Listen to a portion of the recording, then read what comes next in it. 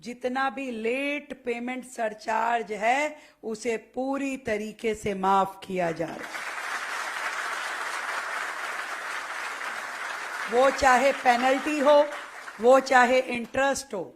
31 जनवरी 2026 तक 100% छूट है ऑल हाउस होल्ड, जितने भी कंज्यूमर हमारे हैं उन सब के लिए। अब 31 जनवरी का मतलब भाई 31 जनवरी है ना मंत्री जी, 31 जनवरी, क्योंकि लोगों को लगता है कि जब ये स्कीम हुई है तो फिर एक्सटेंड हो जाएगी, फिर नहीं, 31 जनवरी तक 100% छूट है और 1 फरवरी से लेकर के 31 मार्च तक ये 70% पे आ जाएगी। भाई निर्णय दिल्ली की जनता का है, वो जितनी जल्दी इस पे निर्णय लेकर के अपना भुगतान करेंगी। भुगतान एक मुश्त भी हो सकता है, किश्तों में भी हो सकता है, परंतु 31 जनवरी तक होगा तो 100% और 31 मार्च से पहले करेंगे 70%। इसमें लगभग मानिए तो 11,000 करोड़ का ये राशि है जो सरचार्ज के रूप में है, जिसे दिल्ली सरकार माफ करने जा रही है।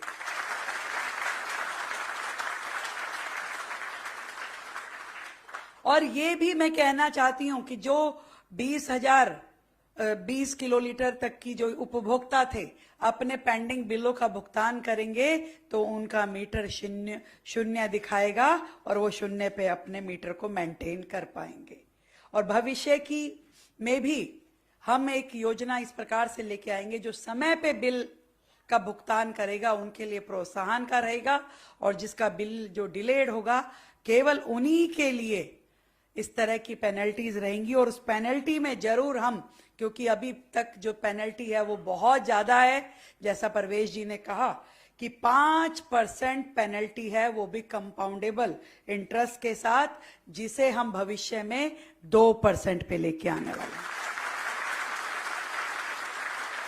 और ये हाउस होल्ड के लिए भी रहेगी और कमर्शियल कनेक्शंस के लिए भी रहेगी। दोनों के लिए इस राशि, इस पेनल्टी को हम 2% पे लेके आएंगे।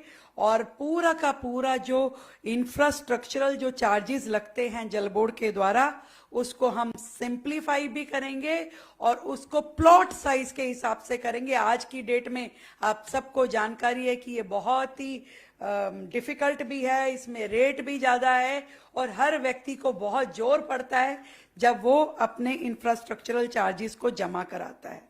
एक और विषय का जिक्र जो हमारे आदरणीय मंत्री जी ने किया, बिल्कुल हजारों कनेक्शन दिल्ली में अनऑथराइज रूप में चल रहे हैं, हजारों की संख्या में। ऐसा नहीं हो सकता कि 2.5 करोड़ की आबादी में जो कनेक्शन हो वो मात्र 29 लाख हो। हम अभी तक जो ये अनियमितीकरण का चार्ज था, पेनल्टी थी, वो 25,000 रुपए थी, जिसे हम मात्र टोकन रूप में 1,000 रुपए के रेट पर जो भी हमारे पास आएगा, ये घरेलू कनेक्शन की बात कर रही हूं, इसको रेगुलराइज कराने के लिए मात्र 1,000 रुपए में उन सभी कनेक्शंस को हम रेगुलराइज कर देंगे, यदि अब वो हमारे पास आकर के अपने अनऑथराइज कनेक्शन को रेगुलराइज कराना चाहेंगे।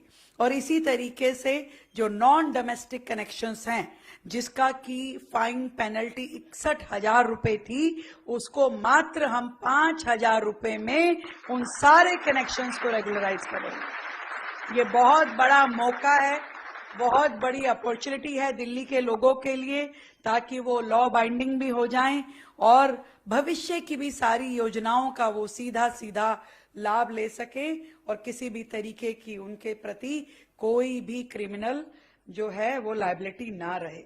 और ये जो छूट है ये जुर्माने पर है। इंफ्रास्ट्रक्चर के जो सामान्य चार्ज जो है, रूटीन के चार्जेस, वो जनता को जमा कराने होंगे। कनेक्शन जो है अनियमितीकरण का ना करने पर, कोई भी कनेक्शन अगर आप इसे रेगुलराइज नहीं कराते हैं अपने कनेक्शंस को, तो सरकार को पूरी पावर होगी उस कनेक्शन को काटने की, और उसकी कानूनी मान्यता भी नहीं होगी और जल आपूर्ति भी नहीं होगी। तो ये अपने आप में एक बहुत बड़ा मौका है दिल्ली की जनता के लिए, सभी कनेक्शंस को रेगुलराइज करने के लिए। एक विषय जो अभी आपके समक्ष आया कि दिल्ली में 29 लाख कनेक्शन है। क्यों 29 लाख कनेक्शन है, क्यों और कनेक्शन नहीं किए गए? आपको मैं ये जरूर बताना चाहूंगी, ये सच में एक बहुत बड़ा स्कैम था जो पिछली सरकारों ने दिल्ली सरकार में रहते हुए एक बहुत ऐसा काम किया जिससे ना केवल जल बोर्ड नुकसान में आया, बल्कि उन्होंने पूरी दिल्ली की जनता को अपराधी बना दिया। ये 29 लाख कनेक्शन इसलिए 29 लाख रह गए क्योंकि जो रेवेन्यू मैनेजमेंट सिस्टम सरकार का था वो इतना पुराना और आउटडेटेड था, ना कभी उसको अपडेटेड करा गया, ना कभी उसकी मेमोरी बढ़ाई गई, जिसके कारण से 29 लाख एक कनेक्शन भी वो सिस्टम ले नहीं पाता था। इसलिए कोई चाह करके भी अपने आप को ऑथराइज रूप में रजिस्टर्ड नहीं करवा पा रहा था। ये व्यथा थी देश की राजधानी दिल्ली की। जो कंपनी जिससे इनिशियली ये रेवेन्यू मैनेजमेंट सिस्टम लिया गया था वो टीसीएस थी, बाद में इसे विप्रो पे दिया गया। और मुझे ये कहते हुए बहुत ही शर्म आती है कि 2 साल से तो ओएनएम भी नहीं कराया गया था।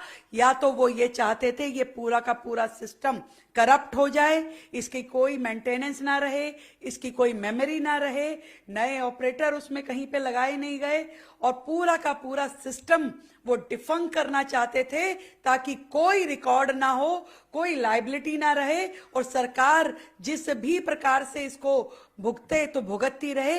ये पिछली सरकार की कॉन्स्पिरेसी थी।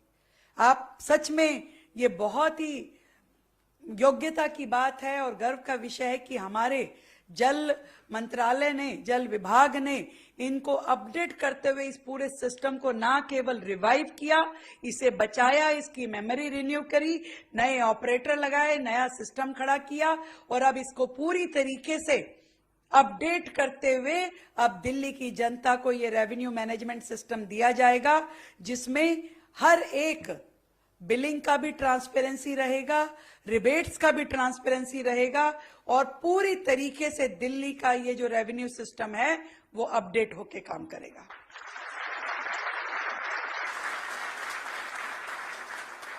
और पूरा का पूरा जो सिस्टम अभी तक जल बोर्ड का था, 2 और मेजर बातें हैं जो पिछली सरकारों ने इसमें कमी रखी। एक तो जल बोर्ड की सारी फाइनेंशियल पावर्स उन्होंने अपने कार्यकाल के दौरान लैप्स कर दी।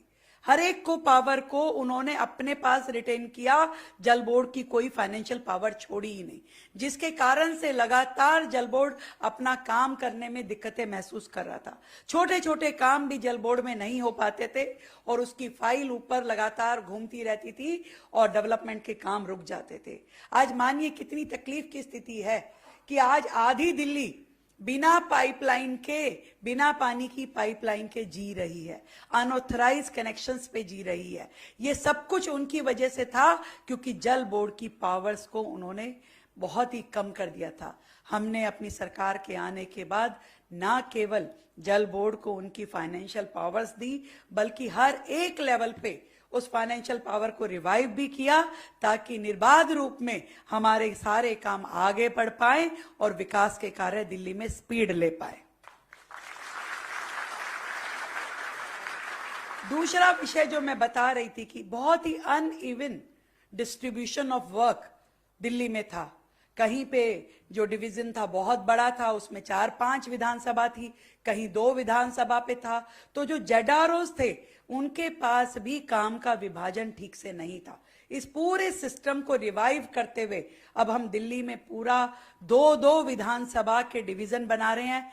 34 डिवीजन बनेंगे जहां पे जोनल रेवेन्यू ऑफिसर्स भी वहीं पे होंगे, हमारे बिलिंग ऑफिसर्स भी वहीं होंगे, फाइनेंस ऑफिसर वहां बैठेंगे, हमारे एक्शन उसी डिवीजन पे रहेंगे। तो हर एक डिवीजन का जो सेंटर है वो 1-2 विधानसभाओं पे रहेगा, जहां से हर प्रकार की गतिविधि करने के लिए कंज्यूमर्स वहां से ऑपरेट कर सकेंगे।